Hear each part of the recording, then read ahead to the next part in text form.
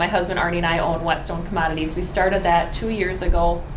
And what it is a grain and livestock marketing business. So I broker futures and cash trades for customers, whether it be, calling the local elevator and trading for them or right on the Chicago Board of Trade. I own Cowgirl Crush. It's an online clothing boutique, and I run all aspects of the business. I own and operate Anderson Restorations.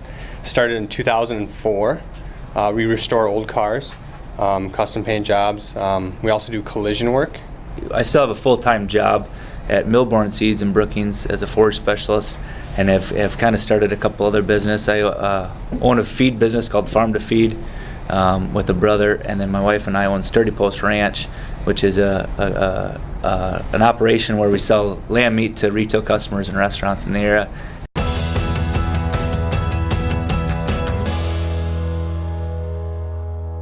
I always knew you could pursue your dreams and be successful, the American dream.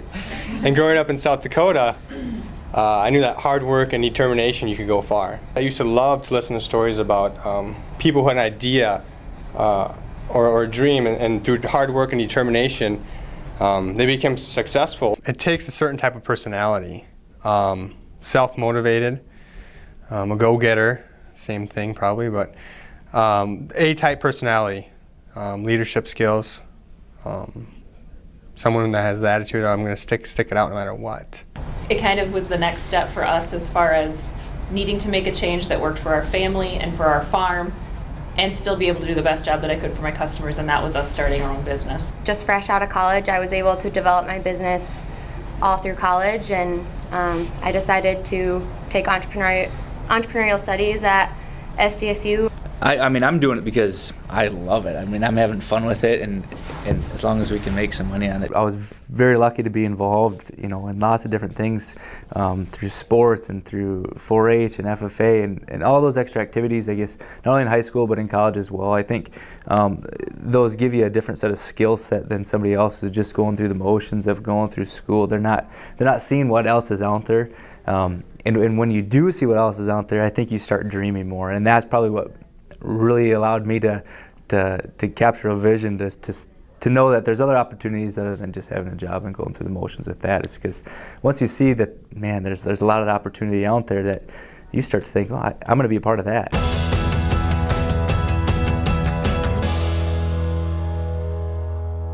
How I first started working in marketing was an internship from college. I sold my first piece of jewelry right off my neck, and I was like, hey, I could make money in high school and college, because really at that age, that's what it's all about. You just want that extra cash.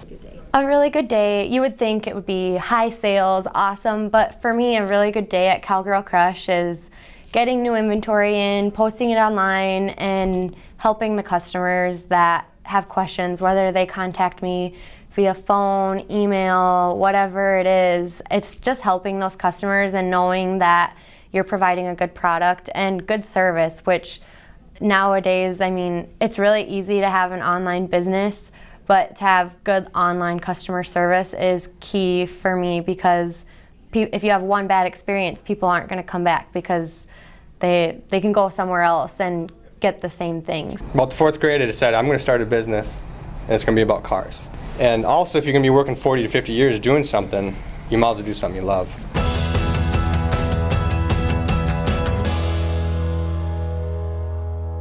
There really is no how-to in a business, and the best advice I've ever received was, don't be better than your competitors, do something different. Taking those entrepreneurial studies classes, I could take everything that I was learning in school and apply it to my business. Definitely hard work and self-motivation are two key characteristics, and just being independent. I did go to Southeast Tech to learn my industry and to try and make connections in my industry.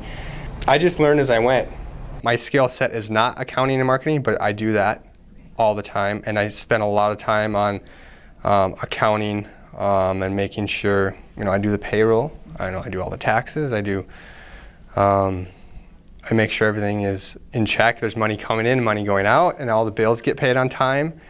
So I burn up a lot of energy and time on those things, and I don't get to spend as much time on marketing, which is important, There's things along the way you either have to learn for yourself or you have to ask and get help. And I think that's something I've always struggled with, is actually asking somebody for help. Started out I was doing it for a few people, and then it was, okay, do we want to make this a full-fledged business, or are we still going to do it, just for a couple guys and watch the markets for these few people? And it was, yep, we're going to do this for a full-fledged business. And then you run into, okay, well, actually you have to pay taxes, and you have to be either incorporated or maybe you're an LLC. And which one do you want to be? Are you an S Corp or a C Corp? And why? I actually spend a lot of time on the phone with the Department of Revenue because I have questions and I don't know the answers. And you have to be searching for those answers.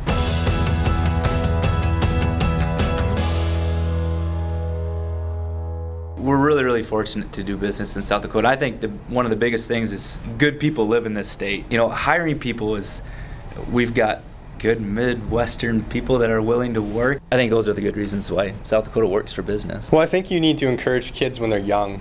What I do in my community is I sponsor a entrepreneur essay. I give it to the seniors. And I give them cash prizes. I pick the top 3. They have to explain what business they would like to start in our community and how they would do that. I do that because when I was going to high school, what I mostly heard from teachers was, you got to go to college so you can get a job that has good benefits, and then you can move away. And that's what success is, to move out of South Dakota. And that's exactly the opposite message that you need to be sending kids, because we are the #1 state for business. You can be the world's largest cupcake factory based out of South Dakota. You can ship your cupcakes wherever. In high school, I competed in a business plan competition, and that was really helpful. I didn't win, but I came close, but I still took a lot from that. Networking and word of mouth are huge, and that's just because we're blessed to live in South Dakota.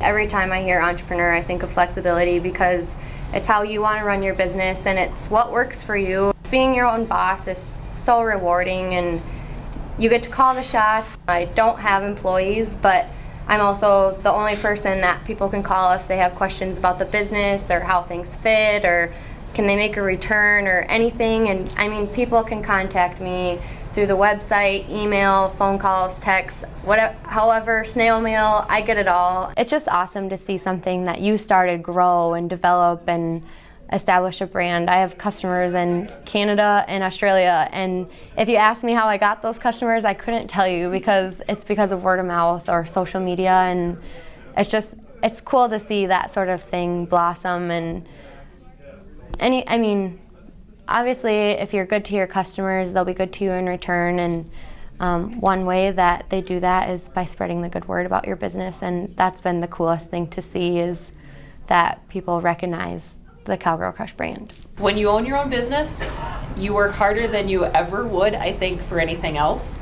But there's still that flexible component of, I'm going to do it how I want to do it. The disadvantages, you're always on. I think the best thing about my business is the capacity that I get to work with my customers. I'm an integral part of their farm. I help them make decisions that affect their daily lives, their cash flow. You get to reap the benefits of your ideas and hard work. The challenge is you have to pay for your mistakes. It's hard to hire employees and retain them. I can hire them, train them in, year and a half they're off somewhere else. I'd say the biggest advantage is just having complete control over the vision of your company and where you want to take it and how far you want to take it. You're on 24/7, and if phone rings, it's probably somebody who needs some feed, and that's all the time, and that's okay, but there's some times where it'd be nice to shut her down. I run out of time, I think, to do little things that I wish I could do better. I always think, service to a customer is by far the biggest thing that you have to do if you're going to be successful in your business. I mean, and that's all the way through, from the start of the sale to the end of the paperwork to collections. I mean, you've got to be on top of your game all the way through there. But if I could spend a little bit more time with each of them, I know that relationship's going to be stronger with the customer, and that's probably what's going to help you gain customers.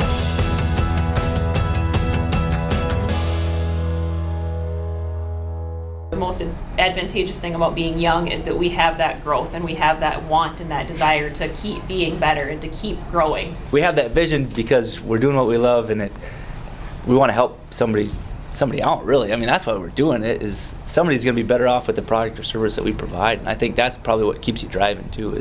I want somebody to have the best eating experience eating the Sturdy Post Ranch land. There's challenges though. Some people when you're young, they don't take you serious. I remember when I was first starting out in my town, I had a guy tell me, well, you just can't come here and start a business. You can make big mistakes, but you're young, it's okay. You have time to make mistakes.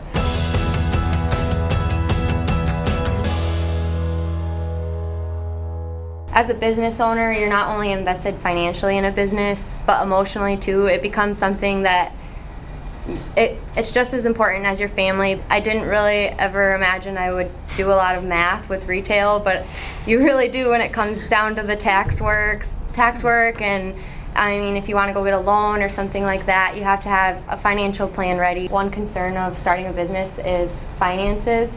And one thing that is definitely sure, you're not going to get rich overnight. Growing my business from being in high school all through college was an advantage for me, but when it came to expanding my inventory, banks looked at me as a student. They did not look at me as someone that has a job and if I wanted to get a loan could pay my loans. There's never the right time. You're always busy in life. There's always something coming up. And you talk about the great state of South Dakota for business. I mean, it's the land of opportunity versus the land of limited resources. I mean, there's so much opportunity, and I think it doesn't matter what your business plan is. That work ethic and that perseverance and sticking with it. I mean, you talk about the American dream. I think that's pretty darn true. I mean, it may sound really corny, but if you're passionate about it and you love what you do and you stick to it, you can make it. I definitely don't do it all. If there's a weakness, I will definitely hire it out. As far as like the marketing things go, we hire it out to somebody to make a logo and a letterhead and create those marketing things and build a website, because I can't do it. And if I know I'm not going to be good at it, I'm not going to do it because I need it to look professional. And I guess we weren't afraid to do that. My wife does all the book work, all the paperwork in terms of the finances, because it's not my strong suit at all. I'm not organized enough to do it. And so I think knowing your strengths and better yet, knowing your weaknesses so you can hire people to fill in those gaps where you're weak at, that's what's going to make your business stronger, because you've got to make a team that's filled up of all those strengths that completely run that business. And when you start a business, you have to stick with it. I would encourage them, stick with it, stick it out, make it happen. Don't give up when it gets a little tough. Don't start borrowing a lot of money and put your name on the side of a pickup and do this and that with no customer base. You have things that are urgent in your business and things that are important. And I struggle with doing the urgent things instead of the important things. And that's a detriment to a business. I need to have a more discipline and focusing on the important things and delegating the urgent things. You're going to have bad days, and there's way more good days than bad days, but make sure you can handle the bad, because that's tough. Because you still have to go home and make supper for your family, and you still have to put your kids to bed at night. Handle the bad. Pick the job that you want to do and make it work, and show your kids that you love what you're doing and bring them into it as much as you can.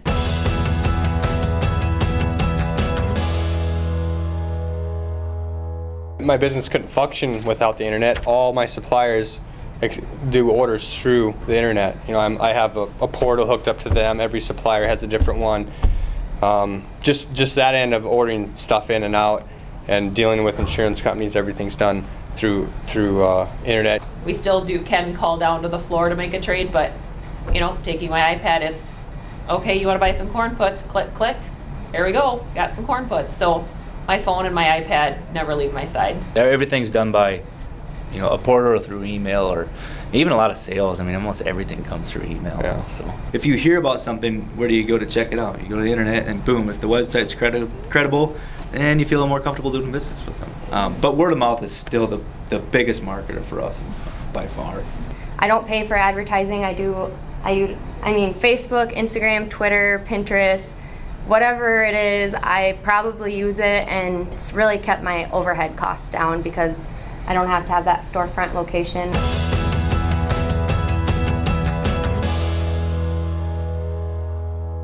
The public education system needs to continue to focus on getting kids to think on their own. Even when I'd be teaching, they'd have so many questions for me, and so often it would be, go back and figure this out.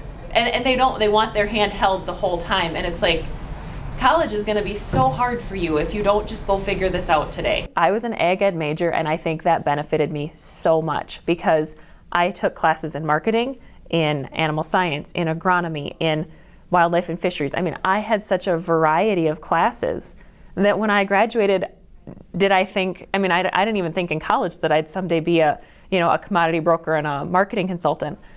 But I had somewhat of a basic information of that I could grow on. And so diversifying yourself so that you can grow on one of those legs is a really beneficial opportunity. An attitude shift from, farming our kids out to other states. Because the underlying tone I always kind of heard, well, you gotta, like I said, you gotta go to college, you gotta move away, that's what success is. The underlying tone is that losers stick around here, only losers stay. And then in the same breath, the teachers are complaining about, our schools are shrinking, our towns are shrinking.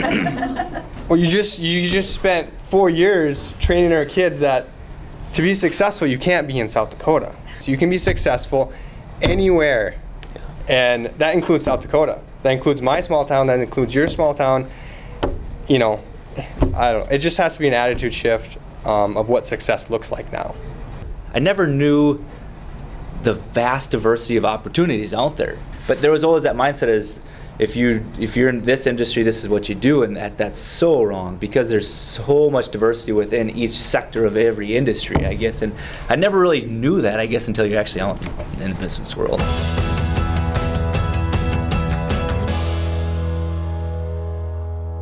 My daughter came up to me because I'm building a new shop, and she wanted to rent space out because she has this idea. She's making bracelets and she wants to sell them because I said, well, she wanted a Kindle. I said, I'm not buying you a Kindle, you have to make your own money. So she came to me, has a paper. She said, here, Dad, look at this. Had all the prices of her bracelets and the services she's going to do. I never told her to write a business plan. I don't know where she got the idea to write one.